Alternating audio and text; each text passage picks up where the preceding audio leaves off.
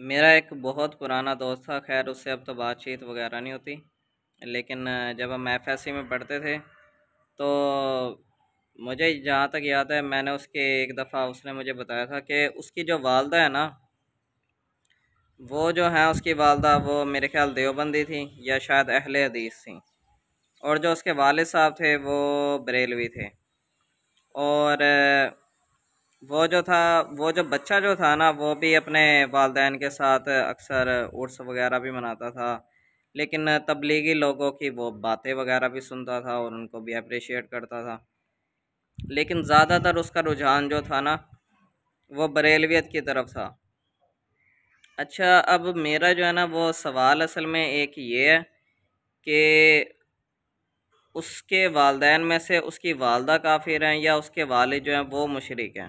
ठीक है, जिस तरीके से हमारे उलमा कराम ये कुफर के फतवे लगा देते हैं, लेकिन आम आवाम उसको तो इस चीज़ का नहीं ना पता है।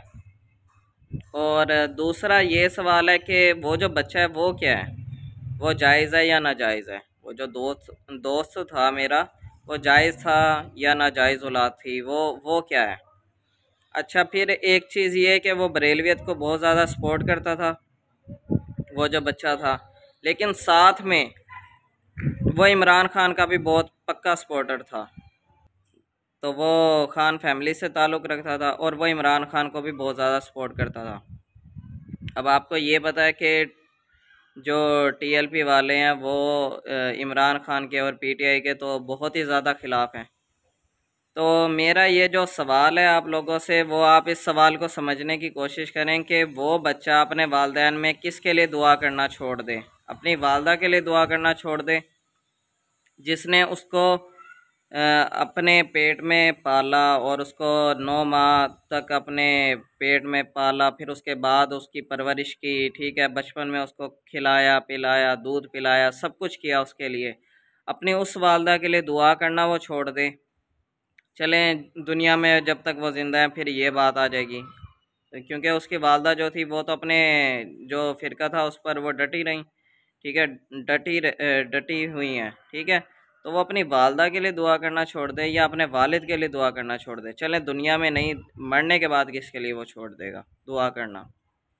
क्योंकि यहाँ पर तो ये कहा जाता है ना, एक दूसरे पर मुशरिकाना फतवे लगाए जाते हैं, एक दूसरे पर कुफरिया फतवे लगाए जाते हैं। और वो बच्चा जो है, आप उस बच्चे का आप बताएं वो क्या है, वो हलाली है या नहीं है, इसके बारे में भी थोड़ा बताएं। ये जो उलमा कराम ने हमें जिस जहन्नुम में झोंक रहे हैं ना, इसकी वजह से बहुत से लोग जो है ना वो पता नहीं वो किस किस्म के उलझनों में, मेरे ख्याल उन्हें भी नहीं समझ आती होगी कि हम क्या हैं और हमारे वालदैन में हम किसको क्या कहें और किसको क्या ना कहें। आप खुद सोचें ना, उस बच्चे पर अगर वो अब वो बड़ा हो गया है तो उसको काफ़ी इल्म है, या जो दोस्त है मेरा उसको बहुत ज़्यादा इल्म होगा इस चीज़ का, वो क्या कहे अपने वालदैन के बारे में, किसको क्या कहे। इस चीज़ के बारे में कभी आप लोगों ने सोचा है? तो हमारे उलमा कराम, और इसी तरीके से ये एक वाक़या नहीं, ये पता नहीं कितने सारे वाक़यात ऐसे हैं। अभी मैं आपको पिछली गली में ले जाऊँ, ये साथ गली है, इसमें मैं आपको दिखा देता हूँ। एक बरेलवियत से ताल्लुक़ रखने वाला शख्स है, वो तकरीबन ज़्यादातर कट्टर तो नहीं कह सकते, लेकिन काफ़ी ज़्यादा स्ट्रॉन्ग अक़ीदा है उसका। और वो जो शख्स है वो देवबंदी जो है ना, उनकी क्या कहते हैं दुकान में रह रहा है और अपना सामान बेच रहा है। अब मुझे ये बताएं कि ये जो हमारे उलमा कराम ने एक दूसरे को काफिर और मुशरिकों के फतवे लगाए हैं, अब वो आम बंदा क्या करे। ठीक है, वो तो कहते हैं एक दूसरे का ज़बिया भी हलाल नहीं है। ठीक है, एक दूसरे का खाना पीना भी जायज़ नहीं है। एक वो देवबंदी तो खैर उनकी मस्जिदों में चले जाते हैं, नमाज़ पढ़ लेते हैं, लेकिन वो कभी भी बरेलवियों की मस्जिद में आके नमाज़ नहीं पढ़ते। यानी कि जो बरेलवी जो है ना, जो शख्स है जो दुकान में रह रहा है देवबंदी की, वो कभी भी बरेलवी की मस्जिद में, मैंने कभी पूरी ज़िंदगी में उनको नमाज़ पढ़ते नहीं देखा है, ना उनके बच्चों को देखा है। तो अब मेरा एक सिर्फ आप लोगों से ये सवाल है कि एक तरफ तो कहा जाता है कि उनका खाना पीना जायज़ नहीं है, या ये चीज़ हलाल नहीं, ये हराम है। तो अब वो बच्चा क्या करे या वो शख्स क्या करे। ठीक है, वो तो कहते हैं एक तरफ से ज़बीहा भी जायज़ नहीं है, एक तरफ से दूसरे फ़िरके को कहा जाता है और एक तरफ से दूसरे फ़िरक़ों को कहा जाता है, वो मुशरिक हैं। तो खुदारा इस जहन्नुम से अपने आप को निकालें, ठीक है, अपने आप को जहन्नुम की आग से बचाएं। नबी अलैहिस्सलाम हमें भाई भाई बना कर गए हैं और नबी अलैहिस्सलाम ने फरमाया कि जो शख्स किसी को काफिर कहता है, अगर जिसको वो काफिर कह रहा है वो वाकई काफिर ना हुआ, तो जो कहने वाला जो है ना वो खुद काफिर हो जाता है। तो इस चीज़ के बारे में गौर से सोचें और अपने आप को इन चीज़ों से और फ़िरका वारियत से निकाल लें, ठीक है। ये उलमा कराम एक दूसरे को कुफर के फतवे लगाएं, लेकिन अवाम एक दूसरे को खुदारा इस किस्म के फतवे बाजी से बचाएं, ठीक है। और एक तरफ तो ये भी कहा जाता है कि इमाम अगर सही तरीके से नमाज नहीं पढ़ाता तो उसका गुनाह इमाम को होगा, उसके पीछे वालों को तो नहीं ना गुनाह होगा। तो एक दूसरे के पीछे नमाज पढ़ने में क्या हर्ज है। एक तरफ से एक दूसरे की मस्जिदों में नमाज पढ़ना ये ठीक नहीं समझते, लेकिन एक दूसरे की दुकानों में भी रहते हैं और एक दूसरे से लेन देन भी करते हैं। वो उनका काम कर रहा है, वो उनके काम भी करके देते हैं, ठीक है। और एक दूसरे के साथ हंसी के साथ गले भी मिलते हैं, सलाम भी करते हैं और दुआएं भी एक दूसरे के लिए करते हैं और गले भी लगाते हैं एक दूसरे को। तो अब ये बताएं, एक दूसरे के जनाज़ों में भी शरीक होते हैं, तो सिर्फ मस्जिदों में नहीं जाते। सिर्फ फ़र्क कहाँ आ जाता है, मस्जिद का फ़र्क आ जाता है। तो ये जो जहन्नुम की तरफ हमें झोंका गया है ना इस किस्म की, कि हमने अपने क्या कहते हैं मतलब का दीन बनाया हुआ है। हमारी मिसाल भी यहूदियत की तरह है कि यहूदियों ने क्या किया था, वो भी इसी किस्म की फ़िरका वारियत में बट गए थे। 72 फ़िरके थे उनके। तो वो क्या करते थे, अपने लोगों को निकाल देते थे अपने मुल्क से, अपने इलाकों से जला वतन कर देते थे, एक दूसरे की मस्जिदों में आने से मना कर देते थे। लेकिन जब वो ग़ुलाम बनकर किसी और मुल्क में जाते थे ना, यहूदी जब उनको निकाल देते थे, कुरान पाक में फरमाया गया कि यही यहूदी जो है उनको रिहा करवाते थे और उनको वापस लेकर आते थे। तो अल्लाह ताला ने कहा है कि तुम्हारा उनको निकालना ही असल में गलत चीज़ था, ठीक है। और अल्लाह ताला ने कुरान पाक में बार बार फ़िरका वारियत से बचने को कहा है और अल्लाह ताला की रस्सी को मजबूती से थामने को कहा है। और कुरान पाक में इख्तलाफ करने से अपने आप को बचाने के लिए नबी अलैहिस्सलाम की अहादीस हैं। नबी अलैहिस्सलाम ने फरमाया कि कुरान पाक में इख्तलाफ ना करो, तुमसे पहली उम्मतें इख्तलाफ ही की वजह से तबाह हो गईं, बर्बाद हो गईं। और हम जो हैं उसी नक्शे कदम पर चल रहे हैं यहूदियत के, जिस तरीके से अल्लाह ताला ने कुरान पाक में उनको कहा कि तुम्हारा अपने भाइयों को निकालना ही असल में हराम था। उस टाइम के दौर में वो तो मुसलमान थे, ठीक है, तो उस टाइम उनका निकालना ही असल में हराम था। और बाद में ये आसान धरते हैं, उनको छुड़वाते हैं, ठीक। तो बाद में फिर वो उनको छुड़वा कर अपने मुल्क में वापस लाते थे। तो देखें, मुसलमान नबी अलैहिस्सलाम ने एक और हदीस में फरमाया था कि मेरी उम्मत जो है बनी इसराइल के नक्शे कदम पर सेम टू सेम चलेगी।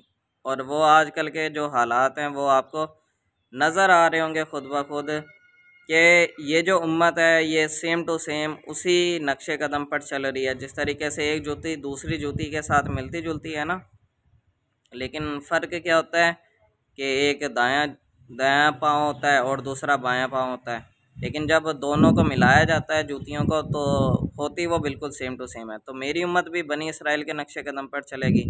हमारे यहाँ भी बिल्कुल वही तरीक़ेकार राइज हुआ हुआ है। और नबी अलैहिस्सलाम ने ये जो हदीस में बताया है, इसी तरीके से आप ये भी सोचें कि बनी इसराइल के नक्शे कदम पर उम्मत चलेगी। बनी इसराइल को भी बहुत ज़्यादा घमंड था कि हमसे ज़्यादा अफजल कौम ही नहीं है, ठीक है। वो दुनिया की तमाम कौमों को जेंटाइल्स गोयन समझते हैं, ये हमारे ग़ुलाम हैं। मुसलमानों को, यहूदियों को, यहूदी जो हैं वो ईसाइयों को, मुसलमानों को, हिंदुओं को, ये सारे के सारे जानवर हैं। जिस तरीके से एक शख्स जो है अपने जानवर को, ठीक है, गधे को डेली उससे काम करवाता है, फिर शाम को उसको चारा दे देता है ताकि वो दोबारा उससे काम करवाए, वही काम सोचते हैं कि यहूदी सोचते हैं कि हमने तमाम दुनिया से हमने इसी तरीके से उसको धोखा दही देकर उनसे काम करवाने हैं। और देखें, हमारे यहाँ भी कुछ ऐसे फ़िरके मौजूद हैं, मैं जिनका नाम नहीं लेना पसंद करूँगा ताकि इख्तलाफात मज़ीद ना बढ़ें, लेकिन मैं समझाने की नीयत से बता रहा हूँ कि जो अपने आप को बाकी तमाम लोगों से अफजल समझते हैं और उनको हिकारत की निगाह से देखते हैं कि बाकी लोग जो हैं हम अफजल हैं क्योंकि हम नबी सल्लल्लाहु अलैहि वसल्लम की औलाद में से हैं और बाकी जो लोग हैं वो हमारे ग़ुलाम हैं। ठीक है, उनके अंदर भी ये अक़ीदा पाया जाता है। तो नबी अलैहिस्सलाम ने तो फरमाया कि तमाम मुसलमान आपस में भाई भाई हैं, किसी को किसी पर कोई फ़जीलत हासिल नहीं है सिवाय तकवा के। जो शख्स अल्लाह ताला के जितना करीब है वही शख्स अफजल है। और नबी अलैहिस्सलाम ने यह भी फरमाया था कि मेरा जो है मकाम, ये हदीस मुबारक है, इतना ज़्यादा ना बढ़ा देना जिस तरीके से ईसाइयों ने हज़रत ईसा अलैहिस्सलाम का मकाम बढ़ा दिया था। और मेरे मतलब सिर्फ़ यही हमेशा कहना कि मैं अल्लाह का बंदा हूँ और अल्लाह ताला का रसूल हूँ। तो खुदारा इन चीज़ों से आप एक दूसरे को बचाएं, फ़िरका वारी से बाहर निकलें, मुसलमानों की तरह रहें, भाई भाई बनकर रहें और एक दूसरे को खाना खिलाएं, एक दूसरे की मदद करें। ठीक है, सबसे अफजल नेकी जो है अपने कुरान पाक में नेकी जो असल कही गई है वो क्या है, अपने मुसलमान भाई की मुश्किलात में मदद करना। हम देखें नेकी को पहुंच ही नहीं सकते, हम नमाजी हैं, रोज़े रख रहे हैं, सब कुछ कर रहे हैं, लेकिन कुरान पाक में अल्लाह ताला ने फरमाया कि नेक शख्स वही है कि अगर कोई शख्स किसी को दुख में या किसी को तकलीफ़ में देखता है, अगर वो उसकी मुसीबत दूर नहीं करता, उसके पास ताकत है, उसके पास पैसा है, लेकिन अगर वो उसकी तकलीफ़ दुख को दूर नहीं करता या हमदर्दी के अल्फाज ही नहीं बोलता, चाहे मदद वो नहीं कर सकता लेकिन हमदर्दी के अल्फाज भी नहीं बोलता, तो वो शख्स नेक नहीं है। तो अगर आप नेक बनना चाहते हैं तो अपने मुसलमान भाइयों की मदद करें, अपने इर्द गिर्द लोग देखें कि कौन कौन से लोग भूखे हैं, उनको खाना खिलाएं। सबसे अफजल नेकियों में और सबसे अफजल कामों में यही काम है। आजकल लोग भूख से मर रहे हैं, खुदकुशियाँ कर रहे हैं, इसका गुनाह हमें मिलेगा अगर हम उनकी भूख को दूर नहीं करते हैं, हम उनकी मदद नहीं करते हैं, तो वो तो जहन्नुम की तरफ अपने आप को लेकर जा रहे हैं, साथ साथ जो कोठी बंगले बनाकर बैठे हुए हैं और जिनके पास बहुत ज़्यादा दौलत है और वो उनकी मदद नहीं करें, वो भी जहन्नुम में जाएंगे। चाहे वो जितनी मर्ज़ी नमाज़ें पढ़ लें, चाहे वो हज कर लें, रोज़े रख लें, लेकिन वो अपने मुसलमान भाइयों की, अपने गरीब लोगों की मदद नहीं ना करें, वो जहन्नुम की तरफ जा रहे हैं। और एक जगह कुरान पाक में फरमाया कि कंजूस शख्स जो है वो जहन्नुम के करीब है, वो जहन्नुम में जाने वाले, ये जहन्नुम में जाने वाले असबाब हैं कंजूसी करना। जो ज़कात ही नहीं निकालता है शख्स, वो कहाँ से जन्नत में जाएगा। जो सदका ही नहीं निकालता है, जो मुश्किल हालात में लोगों पर माल खर्च ही नहीं करता है, वो कहाँ से जन्नत में जाएगा। यहाँ तक आता है कि हुक्मरान को इतना भी हुक्म है कि अगर इर्द गिर्द गुर्बत बहुत ज़्यादा हो तो हुक्मरान ज़कात की शरह से ज़्यादा भी माल ले सकता है अमीरों से और गरीबों में खिला सकता है। लेकिन यहाँ पर देखें, हमारे यहाँ पर हम किसी गरीब की कोई मदद करना पसंद ही नहीं करते हैं। हम एक दूसरे को हिकारत की निगाह से देखते हैं, गरीबों को हिकारत की निगाह से देखते हैं, उनकी मदद नहीं करते हैं, उनकी दिलजोई नहीं करते हैं, उनको कारोबार नहीं करवा कर देते हैं, उनको घर नहीं बना कर देते हैं और उनकी खुशियों में खुश नहीं होते हैं। अगर कोई शख्स मांग ही रहा है, उसको कुछ मिल गया है तो उसका घर बन जाएगा ज़्यादा से ज़्यादा। आपको खुशी नहीं होती कि आपके भाई का घर हो। ठीक है, कोई बंदा मांग रहा है, जो भी है वो सदका लेता है, आपको पता चल गया कि ये तो ड्रामे कर रहा है, ठीक है, उसके पास खुशहाली है, सब कुछ है, लेकिन क्या आप लोग नहीं चाहते कि इन लोगों के भी घर हों, इनका भी घर खुशहाली आए। ठीक है, और इसी हिसाब से सदका खैरात लेने वालों के बारे में नबी अलैहिस्सलाम ने फरमाया क़यामत के दिन इनके जिस्मों पर गोश्त ही नहीं होगा। जो अपने आप को मुस्तकिल तौर पर सदका खैरात पर पालते हैं ना, तो क़यामत के दिन ये इस तरीके से उठाए जाएंगे कि इनके जिस्मों पर गोश्त ही नहीं होगा। तो देखें कितनी बड़ी बात कही है। और नबी अलैहिस्सलाम ने अपनी औलाद के लिए क्या कहा है, अपनी औलाद के लिए दुआ की थी कि अल्लाह मेरी औलाद को सिर्फ़ इतना ही रिज़्क देना कि इनका रूह और जिस्म का सिर्फ ताल्लुक़ कायम रहे। क्या आप लोग अपने लिए ये दुआ कर सकते हैं, अपनी औलाद के लिए दुआ कर सकते हैं? तो देखें, अल्लाह ताला ने हर बंदे को आज़माना है। ठीक है, अल्लाह ताला ने आजमाइशें देनी है। अपने आप को जहन्नुम की आग से बचाएं, लोगों की मदद करें, लोगों को खाना खिलाएं, सबसे बड़ी नेकी है ये। वो शख्स मोमिन ही नहीं है जिसके पड़ोस के बच्चे जो हैं वो भूखे सो रहे हों, या उसका पड़ोसी जो है वो उसकी वजह से अजियत में हो, ठीक है, या उसकी बद इखलाकी की वजह से अजियत में, वो शख्स मोमिन नहीं है। और यहाँ तक कहा गया है कि अगर आप गोश्त पकाओ तो उसमें शोरबा ज़्यादा कर लो और वो अपने पड़ोसी को भी दो। तो हम सोचें यहाँ पर कौन से ऐसे लोग हैं जो इस चीज़ पर चल रहे हैं। तो खुदारा एक दूसरे का एहसास करें।